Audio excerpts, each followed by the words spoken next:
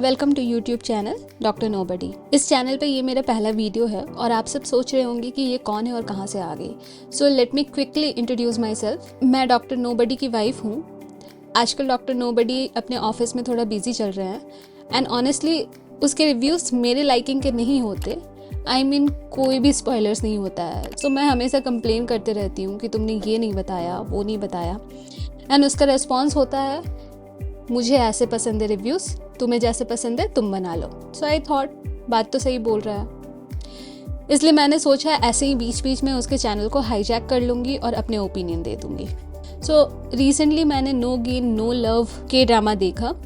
ये एक romantic light comedy के ड्रामा है जिसके टोटल 12 एपिसोड्स हैं। ये 2024 में रिलीज़ हुआ था और प्राइम वीडियो में अब अवेलेबल है। हिंदी में भी अवेलेबल है, इंग्लिश में भी अवेलेबल है। सो अगर आपको के ड्रामा पसंद है तो आप जाके चेकआउट करें।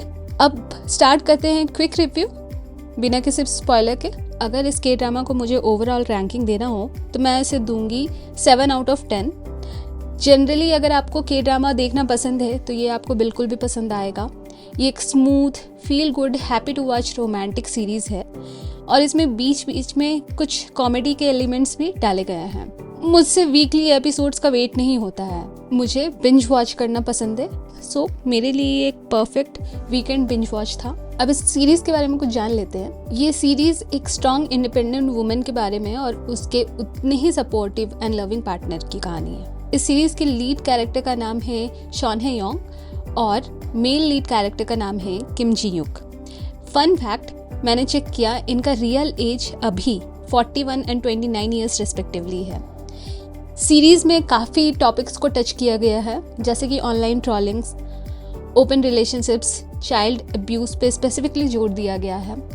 डिफरेंट प्रोफेशंस जैसे कि erotic fiction writing, voice recording artist को दिखाया गया है और फिर ये भी दिखाया गया है कि कॉर्पोरेट वर्ल्ड में एआई का यूज़ कैसे किया जा रहा है। और फिर साथ ही साथ फैमिलियर के ड्रामा का तड़का जैसे कि hard working lead characters, illicit child का एंगल, स्टेप फैमिली का ड्रामा, साथ ही साथ इसमें फेक मैरिज का तड़का भी डाला गया है। पूरी सीरीज में सिर्फ 2 एपिसोड्स मुझे थोड़ा सा ड्रैग लगा। पहला एपिसोड क्योंकि इसमें कैरेक्टर्स को समझने में थोड़ा टाइम लगता है, एंड देन लास्ट एपिसोड जिसमें कुछ ज़्यादा थ्रिलिंग या एक्साइटिंग नहीं हो रहा है, बस सबको एक अच्छा हैप्पी एंडिंग देने का ऑनेस्ट अटेम्प्ट किया गया है और सबको अच्छी हैप्पी एंडिंग मिली भी है जो कि एक प्लस पॉइंट है इस के ड्रामा का। बैकग्राउंड म्यूजिक एनी अदर के ड्रामा की तरह ही एप्ट है, सूथिंग है और रोमांटिक है। ओवरऑल आई वुड से अच्छी सीरीज़ है, जाओ देख के आओ। इस के ड्रामा को देखने के बाद आपको थोड़ा ज़्यादा पॉजिटिव, थोड़ा ज़्यादा मोटिवेटेड ज़रूर फील होगा। स्पॉइलर अलर्ट्स, अगर आपको स्पॉयलर्स पसंद नहीं है तो आगे की वीडियो ना देखे आप पहले जाके सीरीज़ देखाएं, फिर वापस आके मेरे ओपिनियन को जानना एंड अपने ओपिनियंस कमेंट में ज़रूर शेयर करना। सो मैं अब एपिसोड वाइज अपने थॉट्स शेयर करने वाली हूँ। एपिसोड 1 में दिखाया गया है कि शॉन हे योंग जैसी है वैसी है क्यों। उसके पेरेंट्स फॉस्टर केयर चलाते थे और उसका इम्पैक्ट उसके चाइल्डहुड पे कैसे पड़ा। सीरीज़ एक बहुत ही रियल बात दिखाता है कि पेरेंट्स चाहे कितना भी मेहनत क्यों ना कर ले, कितने भी अच्छे क्यों ना हो, हर बच्चे का अपना इमोशनल टेक होता है। हर इंसान पेन फील करता है, सफ़र करता है और उसमें मेजर रोल उसके परसेप्शन का होता है। शॉन हे योंग का चाइल्डहुड काफ़ी अच्छा था from my perspective, but still वो सफ़र की और उसे फिर भी लगता था कि उसके पेरेंट्स ने उसके लिए काफ़ी कुछ नहीं किया। एपिसोड 2 में आप देखेंगे कि शॉन हे योंग डेस्परेट होकर जी युक को फेक मैरिज के लिए प्रपोज करती है as a part time job offer और वो उसे रिजेक्ट कर देता है। सीन काफ़ी फनी था। रियल लाइफ में भी क्या ऐसा होता है, कोई भी बिना किसी रीज़न के बहुत इरिटेटिंग लगने लगता है और फिर बाद में पता चलता है कि एक्चुअली वो इरिटेटिंग लग रहा था बिकॉज हम उसे लाइक कर रहे थे और वो हमें अटेंशन नहीं दे रहा था। क्या ये सीरीज़ में, टीवी में जो दिखाता है रियल लाइफ में ऐसा होता है क्या? अगर ऐसा सच में होता है साइकोलॉजिकली तो फिर ह्यूमंस रियल लाइफ में इतने कॉम्प्लिकेटेड क्यों हैं? कोई तो बताओ। इस एपिसोड में शॉन हे योंग के दोनों सिस्टर्स या फ्रेंड्स, एक्चुअली उन दोनों को उसके पेरेंट्स ने एज ए फॉस्टर किड अपनाया था, तो इन तीनों बहनों का बॉन्ड भी बहुत अच्छे से दिखाया गया है। इस एपिसोड में जी युक जो कि हमारा मेल लीड कैरेक्टर है, उसके कैरेक्टर को भी डेवलप किया गया है। जब वो अपने किटी को खाना खिला रहा होता है तब से ही वो मेरे तरफ से वो एक ग्रीन फ्लैग था। किसी भी पेट पेरेंट को ये एपिसोड ज़रूर पसंद आएगा। स्पेशली जीयूक का सोन हे योंग को हक करना और उसका बाद में रीज़न देना, it was damn funny, dam real.